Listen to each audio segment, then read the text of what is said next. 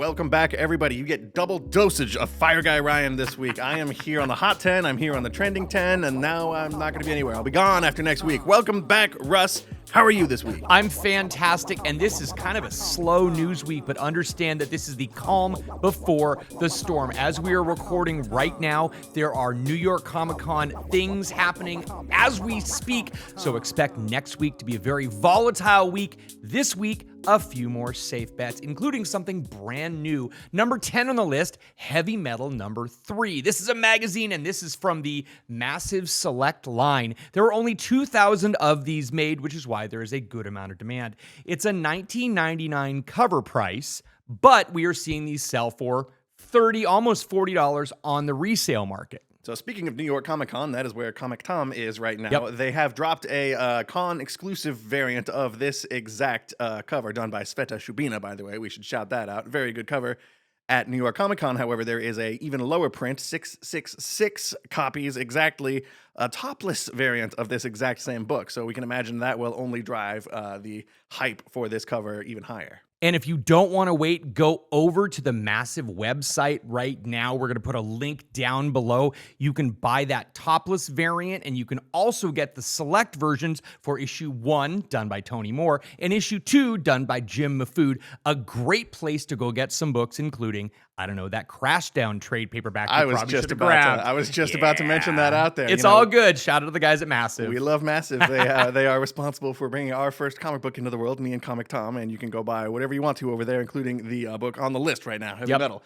Moving on, though, we have 18 giveaway winners to announce at the end of this video. Oh, yeah. I'm excited. Stay tuned till the very, very end. We have given away every single thing that you guys forgot about over the last few months. There are a ton of giveaway winners. You got to stick around to the very end. We're going to rerun everything. We'll read off names and phone numbers. So if you hear your name or phone number announced at the end, check your phone. Let's get back to the list. Number 9, Batman 497 from 1993. This is part of the Nightfall story arc. This is such a great 90s book. From back in 1993, I remember buying this and hoping to be a millionaire someday. So the fact that it's $15 average sales, and we are seeing buy it now, 9.8s between $60 and $90. There was one at $120 just about a week and a half ago.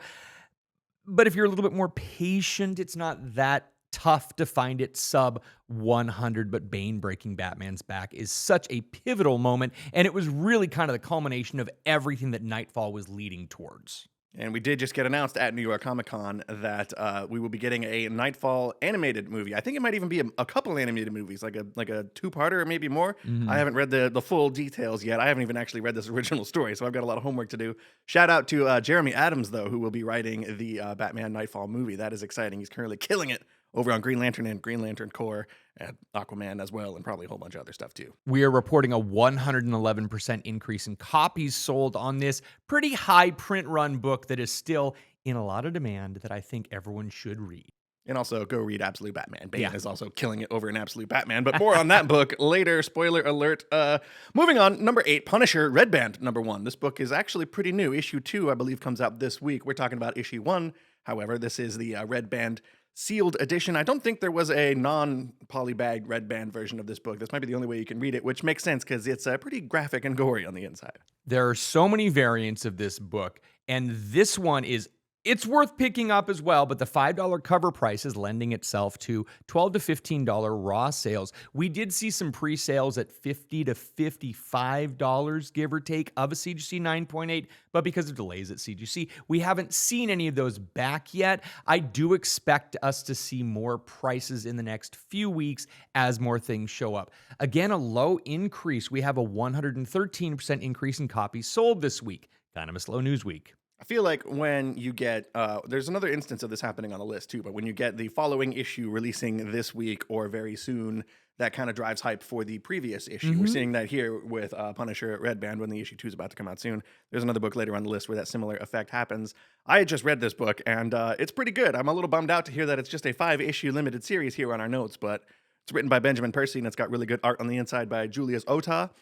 Something weird for me, though, is what they'll show pretty graphic images of gun violence, but they will bleep out the swear words.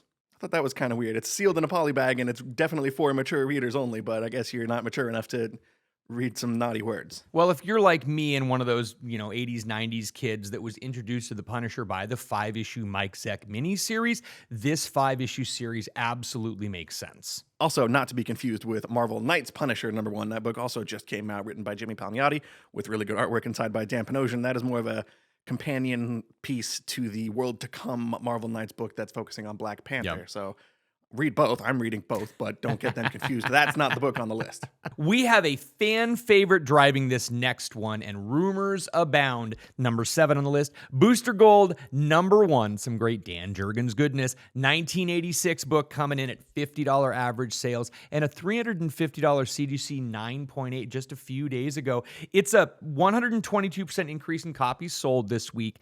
There are some rumors, but this seems to be a little bit more fan manufactured. People are really pushing for some actual news rather than getting actual news. I'm kind of desperate for more news about the DC universe, not necessarily just because the next project on the slate is Lanterns, my favorite comic book and all that. Right.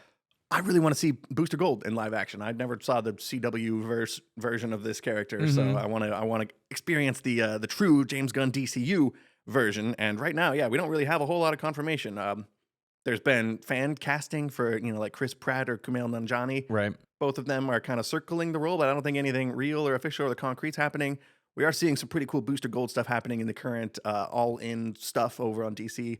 The Superman title, there's some stuff happening with the Legion. And so if you're reading any of the current DC books like I am, you will notice Booster Gold is getting a little bit of a profile bump along with Mr. Terrific and a couple other characters who have been seen on screen. So hopefully we'll be getting some Booster Gold news sooner rather than later. But I don't know. It's probably going to be later.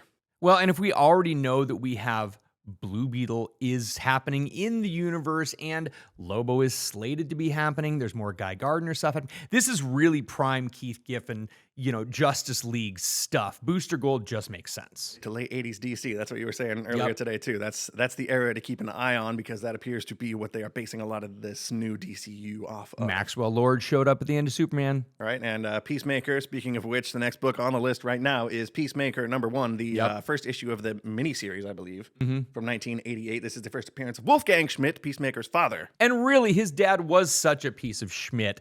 You know what? I was excited at the end of season 1 when he was not around anymore. So the fact that some crazy things happened in season 2, I like where it went. This book, my humble opinion, is still supremely undervalued. $3 average sales, $10 high raw sales. There was a recent high sale of $109 for CDC 9.8, but the yearly average is only $90 for the last one. This is a far cry from how expensive it was in October of 2021. Comic Boom, we were seeing a $550 sale for a 9.8. This book was off to the races before season 1 happened. And now at the end of season 2, when we know there's more Peacemaker to be had, even if the show's not happening, he will be showing up in the DCU a little bit more. This book still feels really, really low, but it's popular. A lot of people want to buy it. That's true. Season 2 of Peacemaker did just wrap up this week. We haven't seen it yet, so don't worry about spoilers or anything. We did hear that James Gunn said that these characters will be seen again in the DCU somewhere, but not necessarily a Peacemaker season 3, which hasn't even been confirmed yet. So it'll be interesting to kind of track the progression of these characters moving forward. I'm excited I haven't even started season 2 yet, so I'm excited to get to that. Moving on, though, Absolute Superman #1. I am very excited to see this here. I've been a champion of this book for quite a while. This came out last year. This is the first time we've seen it on the list since last December, which is a damn shame if you ask me. $12 average sales. We've seen a few go for $10 on eBay for raw copies of issue #1. It's been hitting some record high sales in the graded book department, though. We just had the all-time highest sale happen for a 9.8, $85. We are seeing a 138% increase in copies sold this week. I'm really actually excited because we got our first teaser of what Absolute Lex Luthor is going to look like. And I, for one, am absolutely excited. Spoiler warning here, I got to say this, but quite honestly, I think that Lex Luthor in the flannel shirt with the hair, picking up the phone, he would be so greatly portrayed by Nick Offerman. I could just see him completely and totally like, oh man, just the mountain man type idea. Right. Oh yeah, that's it. That's my guy. Getting flashbacks to his Last of Us performance, where he was just kind of like a prepper living out in the wilderness by himself. You know, we got the shot of Lex Luthor answering a phone on a farm or something. It looks like he's a completely different person, which is the whole point of the Absolute Universe. Right. I've been saying this for a while, that while Absolute Batman is pretty good, I think it's been unfairly sucking up all the oxygen when you compare it to the rest of the titles in the Absolute line. Superman is pretty damn cool. I would probably rank that at or near the top if I were to rank all of the Absolute books, which I should probably do. And everyone disagrees with you because, hey, number 4 on the list, we're talking about Absolute Batman number 12. Why is this on the list? $5 average sales, $8 to $10 on eBay for raw copies. This is still a relatively new book. We're not seeing a lot of CGC copies yet. Yep. Issue 13. I mentioned this before with The Punisher. The new issue came out this week. Issue 13 of Absolute Batman. That is the full debut of Absolute Catwoman, who briefly appears in the previous issue, number 12, which is why we're seeing that here on the list at number 4. 147% increase in copies sold for this book. I haven't even gotten to this yet. I think I'm on issue like 10 or 11. I'm still a little behind on my pull list, but I'm excited to get to the Absolute Catwoman stuff, and it seems like a lot of comic nerds are as well. Again, also breaking news at Comic-Con this weekend, we just got confirmation that they are making a standalone Absolute Catwoman miniseries. So that might be, you know, adding more fuel to this fire, and I imagine we're going to see a lot more traction on this book moving forward, because that news was not out in the world at the time that this book made the list. Yep. We're getting down to the wire. It's almost the 15th of the month by the time you're watching this video. That will be the last day to sign up for the October mystery mail call, but honestly, we may already be out of slots to get into that. So go check comictom.com right now to see if there's still availability for this month's mail call, because we've got a very nice cover of Deadpool Batman number 1 by David Nakayama featuring Poison Ivy and Magic on the cover. According to Tom, it's selling for more than the price of the box itself. If that's your jam, I'm more of a reader, so you buy this book, you read the book. It's a damn good book. I enjoyed it a lot. You also get a Akira Toriyama bio book in there with I'm not a Dragon Ball Z person. I think it's Vegeta on the cover of this, done by Raf Grassetti. It's a really good looking book. You get that in there too, plus some other random back issues and an art print, as well as supporting us and the show and everything that we do over here. So go check that out. It might not be available now, though, because it's a hot book and it may be completely sold out. Number 3 on the list is a book that I believe was released before its time and may finally actually get its due. Hedge Knight number 1, which is the comic adaptation of George R.R. Martin's prequel to Song of Fire and Ice. Song of Ice and Fire, Russ. ASOIAF, Russ. Wow. Okay. Jeez. Yep. Well, I haven't even read this. I'm a giant Game of Thrones, A Song of Ice and Fire nerd, and I have still not even gotten into the short stories. Okay. Well, fair enough. This is how much I wasn't paying attention. I watched all of the Game of Thrones show when it came out. I watched every single Red Wedding-y, oh man. Did you watch House of the Dragon? No, I didn't, because it's good. I hit the end of the 7 seasons and it just fell apart. I hated it, and there were so many things. And I think that that's a lot of why people have kind of forgotten about it, but this has been in development for a while. People have been talking about first appearance of Duncan Egg, first appearance of the Hedge Knight in comic books for quite some time. It was released in 2003. The print run drastically low, and there are almost none of these on the CGC census. $25 average sales, $30 raw sales, and the last graded sale was a CGC 9.6 a few months ago for like $80. But the 9.8s, we can't even report an actual sale because there was one in 2024 and a couple in 2023. Every time there is an announcement, we see one of them or two of them pop up, but there are fewer than 10 9.8s on the census. And with just over 13,000 of this book out there, there really aren't going to be a whole lot more unless someone finds a group of them, maybe 25 or so in a box. Golden Age Guru. Ooh, shots fired there. I think he might have some. That Speaker Sound collection. That's worth looking into. That's the right time 2003. Look for it, bud. That's a good tip to our buddy Jeff there. Hope you're watching. This is really interesting, though, as all of my Game of Thrones fandom, nerddom aside, the fact that this book has 17 slabs right now. We talked about it 2.5 years ago, and it's only added 5 slabs to the census since then. So there just aren't books out there. Nope. And of those 5, 4 of them were 9.8s. So that's pretty good. I'm excited for this show. It kind of feels, the trailer just came out, by the way. That's why the book is on the list. Trailer's pretty cool. The show kind of gives the whole thing, I guess. The book also gives me Mandalorian vibes, right? You got like a big, strong protector figure escorting around a younger, more vulnerable, weaker character as they, go on a bunch of adventures around the land. Iron Giant, Groot and Rocket, whatever. It's a good pair up. It's a good dynamic. It works. And yeah, you're going to be getting kind of a more ground level look at this world, which we've mostly seen in Game of Thrones through the eyes of like kings and leaders and a bunch of higher echelon The type royalty, people. yeah, Exactly. very much. So we'll be getting the view of the flip side of that coin, the peasants and the people scrounging in the dirt to make a living and survive. So should be an interesting flip of the coin. I'm excited to see that show. That is such an interesting thing, and I'm just spoilers because Game of Thrones came out so long ago. The fact that when you're following Sam and you think that he's just kind of this lowly peasant guy that doesn't do a whole lot, and yeah, he's a monk, and yeah, he's got this other stuff, and then you pull back and realize, oh wait, he's the narrator. He's everything. He's my This is doppelganger. like this is the guy, So it's interesting. George R. R. Martin doing that whole like, here's a bunch of breadcrumbs, and I'm gonna make this person way more important than you think they are. So I do like the reveals. This is a good character, and I think I'm excited for this, and I may actually Go watch House of the watching Dragon. it. Go Yeah, watch House of I the Dragon. should. Similar to Breaking Bad and Better Call Saul, I think there's an argument that the spinoff is better than the original. I've made that point to a few of my very close Interesting. friends. I think Better Call Saul, there's an argument that is a superior program to Breaking Bad. Come at me in the comments if you want, but Better Call Saul is really good. House of the Dragon is also pretty damn good. All compared right, to I the will take original. your recommendation. Next up on the list, number 2, an Image comic book from this year, one that actually did quite well. Bug Wars number 1. This is the second Jason Aaron book on the list, so congrats this week, Mr. Jason Aaron. Bug Yay. Wars and Absolute Superman. Nice. Both great books, both extremely different books. Bug Wars did just wrap up its first 6-issue arc. They're taking a little break and going to come back with a one-shot early next year. But this is actually has been described as Game of Thrones meets Honey, I Shrunk the Kids. It's about a kid who gets shrunk down and lost in his own front yard where there's all kinds of different bugs that shouldn't really exist there. You kind of take some creative liberties with the creatures that exist in I think Alabama or wherever the story takes place. No matter what, it's a cool book with some really crazy art in there by Mahmoud Asrar, like lots of gigantic bugs like ripping each other to shreds, and it's pretty graphic and gross, but it's cool, and it's here at number 2 on the list for no discernible reason. There's no like option news, but it would be a really cool movie or TV show if anybody thinks in that direction. We're seeing a 267% increase in copies sold. I need to pause and take a breath. Slade Slaymaker.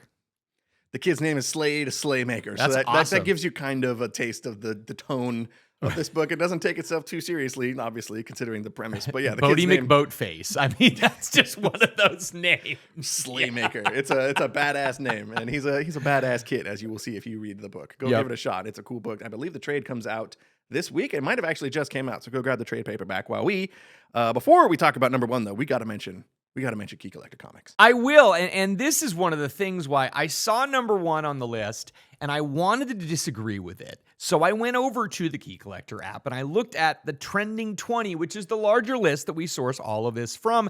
And as far as spikes and as far as percentage of increases, this is still the number 1. It was number 1 last week. It's a repeat offender. This book, I mean, I'm going to get into it in a second, but Ryan wants to tell you about another great feature of Key Collector. Well, I've said it before. My favorite feature is one of the kind of lowest important features, Sure. I guess. It's nothing we ever really talk about a lot, but the key alerts are my favorite part, especially during Comic-Con weekend. I just got a notification on my watch while we were recording this video that Kristen Ritter's Jessica Jones has been confirmed for Daredevil Season 2. Oh, I'm so excited about that. That's exciting, and I would not know that if I did not have Key Collector. I'm sure I would have found it out eventually on some other place, on some other website, but I got a notification on my watch as it happened. So that's one of the perks of Key Collector. It's a very, very small perk, but just getting updates on breaking nerd news is pretty cool and worth it. Use code TOM101. That'll give you a free 2-week paid trial version of the app, but it's worth it. You won't be able to not subscribe once that 2 weeks is up.